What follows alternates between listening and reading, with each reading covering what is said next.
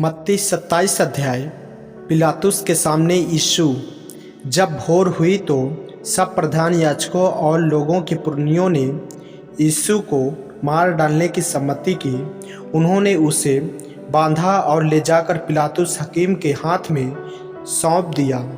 यहूदा द्वारा आत्महत्या।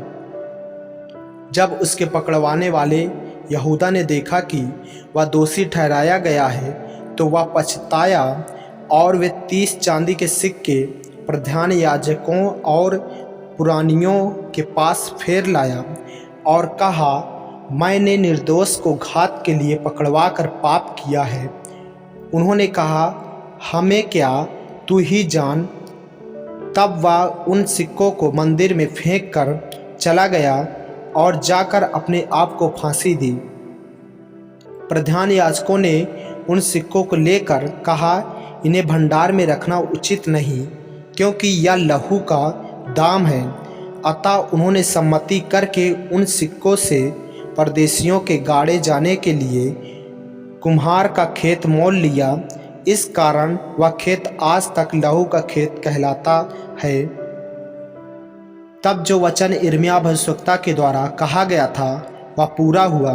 उन्होंने वे 30 सिक्के अर्थात उस ठहराए हुए मूल्य को, जिसे इस्राएलियों की संतान में से कितनों ने ठहराया था, ले लिया और जैसे प्रभु ने मुझे आज्ञा दी थी वैसे ही उन्हें कुम्हार के खेतों के मूल्य में दे दिया। पिलातुस के प्रश्न। जब यीशु हकीम के सामने खड़ा था तो हकीम ने उससे पूछा, क्या तू यहूदियों का राजा है? यीशु ने उससे कहा, तू आप ही कह रहा है। जब प्रधान याजक और पुरनिये उस पर दोष लगा रहे थे तो उसने कुछ उत्तर नहीं दिया।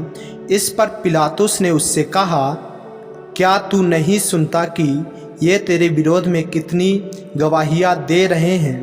परंतु उसने उसको एक बात का भी उत्तर नहीं दिया। यहाँ तक कि हकीम को बड़ा आश्चर्य हुआ। मृत्युदंड की आज्ञा। हकीम की यह रीति थी कि उस पर्व में लोगों के लिए किसी एक बंदी को, जिससे वे चाहते थे, छोड़ देता था। उस समय उनके यहाँ बरअब्बा नामक एक माना हुआ बंदी था।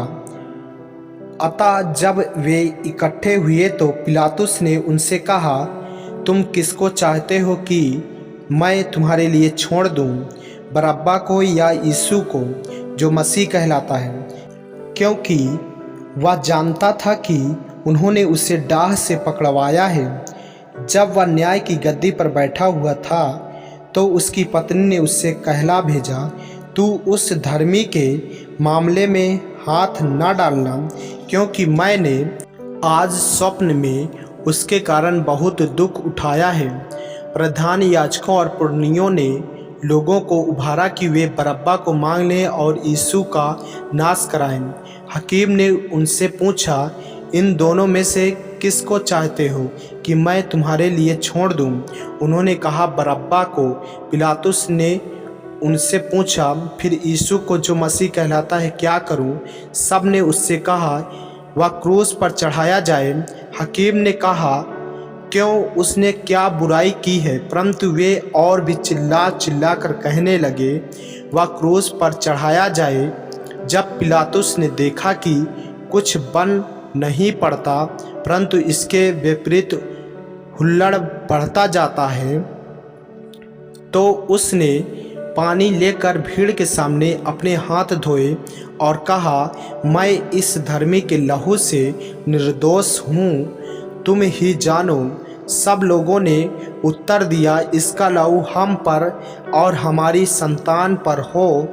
इस पर उसने बरअब्बा को उनके लिए छोड़ दिया और यीशु को कोड़े लगवाकर सौंप दिया कि क्रूस पर चढ़ाया जाए। सिपाहियों द्वारा यीशु का अपमान। तब हकीम के सिपाहियों ने यीशु को किले में ले जाकर सारी पलटन उसके चारों ओर इकट्ठा की और उसके कपड़े उतार कर उसे लाल रंग का बाग पहनाया और कांटों का मुकुट गूंथ कर उसके सिर पर रखा और उसके दाहिने हाथ में सरकंडा दिया। और उसके आगे घुटने टेक कर उसे ठट्ठों में उड़ाने लगे और कहा, हे यहूदियों के राजा नमस्कार, और उस पर थूका और वहीं सरकंडा लेकर उसके सिर पर मारने लगे। जब वे उसका ठट्ठा कर चुके तो वह बाग उस पर से उतार कर फिर उसी के कपड़े उसे पहनाए और क्रूस पर चढ़ाने के लिए ले चले। यीशु का क्रूस पर चढ़ाया जाना। बाहर जाते हुए उन्हें समौन नामक एक कुरेनी मनुष्य मिला। उन्होंने उसे बेगार में पकड़ा कि उसका क्रूस उठाकर ले चले। उस स्थान पर जो गुलगता अर्थात खोपड़ी का स्थान कहलाता है पहुंचकर उन्होंने पित्त मिलाया हुआ दाखरस उसे पीने को दिया, परंतु उसने चख कर पीना न चाहा। तब उन्होंने उसे क्रूस पर चढ़ाया और चिट्ठियाँ डालकर उसके कपड़े बांट लिए और वहाँ बैठकर उसका पहरा देने लगे और उसका दोष पत्र उसके सिर के ऊपर लगाया कि यह यहूदियों का राजा यीशु है। तब उसके साथ 2 डाकू, एक दाहिनी और एक बाईं क्रूस पर चढ़ाए गए। आने जाने वाले सिर हिला हिला कर उसकी निंदा करते थे और यह कहते थे, हे मंदिर के ढाने वाले और 3 दिन में बनाने वाले, अपने आप को तो बचा, यदि तू परमेश्वर का पुत्र है तो क्रूस पर से उतारा।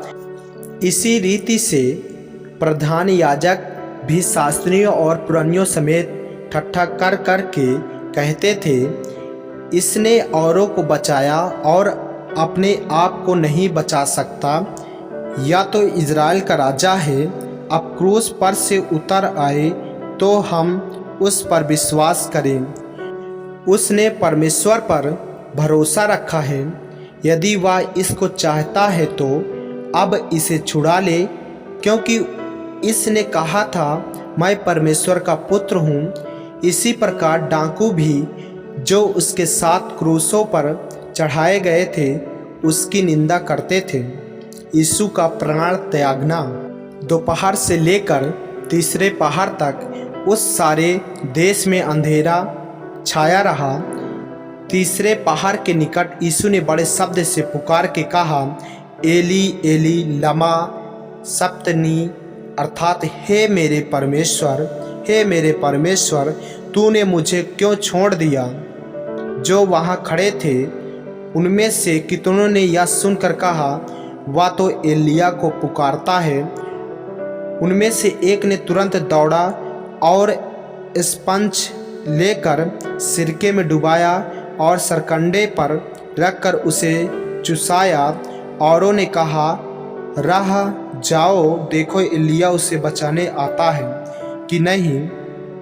तब यीशु ने फिर बड़े शब्द से चिल्लाकर प्राण छोड़ दिए और देखो मंदिर का पर्दा ऊपर से नीचे तक फटकर 2 टुकड़े हो गए और धरती डोल गई और चट्टानें तड़क गई और कब्रें खुल गई और सोए हुए पवित्र लोगों के बहुत से साव जी उठे और उसके जी उठने के बाद वे कब्रों में से निकलकर पवित्र नगर में गए और बहुतों को दिखाई दिए। तब सूबेदार और जो उसके साथ यीशु का पहरा दे रहे थे भूकंप और जो कुछ हुआ था उसे देखकर अत्यंत डर गए और कहा, सचमुच यह परमेश्वर का पुत्र था। वहाँ बहुत सी स्त्रियां जो गलील से यीशु की सेवा करती हुई उसके साथ आई थी, दूर से यह देख रही थी। उनमें मरियम मगदलिनी और याकूब और योसेस की माता मरियम और जब्दी के पुत्रों की माता थी। यीशु का गाड़ा जाना। जब सांझ हुई तो यूसुफ नामक अरिमतिया का एक धनी मनुष्य जो आप ही यीशु का चेला था आया। उसने पिलातुस के पास जाकर यीशु का साव मांगा। इस पर पिलातुस ने दे देने की आज्ञा दी। यूसुफ ने साव लिए उसे उज्जवल चादर में लपेटा और उसे अपनी नई कब्र में रखा जो उसने चट्टान में खुदवाई थी, और कब्र के द्वार पर बड़ा पत्थर लुढ़का कर चला गया। मरियम मगदलिनी और दूसरी मरियम वहाँ कब्र के सामने बैठी थी। कब्र पर पहरा। दूसरे दिन, जो तैयारी के दिन के बाद का दिन था, प्रधान याजकों और फरीसियों ने पिलातुस के पास इकट्ठे होकर कहा, हे महाराज, हमें स्मरण है कि उस भरमाने वाले ने जब वह जीवित था कहा था, मैं 3 दिन के बाद जी उठूंगा। अतः आज्ञा दे कि तीसरे दिन तक कब्र की रखवाली की जाए, ऐसा न हो कि उसके चेले आकर उसे चुरा ले जाएं और लोगों से कहने लगे, वह मरे हुओं में से जी उठा है, तब पिछला धोखा पहले से भी बुरा होगा। पिलातुस ने उनसे कहा, तुम्हारे पास पहरुए तो हैं, जाओ अपनी समझ के अनुसार रखवाली करो। अतः वे पहरुओं को साथ लेकर गए और पत्थर पर मोहर लगाकर कब्र की रखवाली की। आमीन। मेरे प्रियो, यदि आप इस चैनल पर नए हैं, यदि आपने अभी तक हमारे चैनल को सब्सक्राइब नहीं किया है तो हमारे चैनल को सब्सक्राइब करें और बेल आइकन के बटन को दबाएं ताकि वीडियो और ऑडियो रोजाना आप तक पहुंच सके। जय मसीह की। प्रभु आपको आशीष दें।